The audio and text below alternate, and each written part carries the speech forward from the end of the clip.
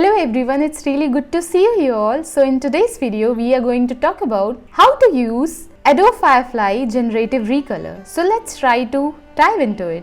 So just click here. So this is the interface.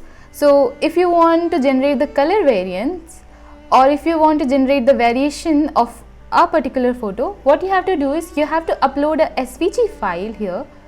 You can upload or drag and drop directly. So instead of that, let's use any one of these. So let's try this prompt. So here I am trying to tweak this prompt in order to get some results. So let's see.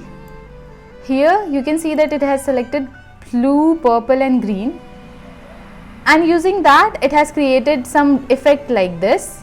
Here you can see that it has selected blue, purple and green, and according to that it gives 4 results. Now let's try to change this. Pink, red, orange. Let's generate this. So this tool can be very helpful for you in order to tweak the colors of a vector art and then use it. So they have also given sample prompts, so let's try it. So this is salmon sushi, this is trippy disco light, this is lavender storm.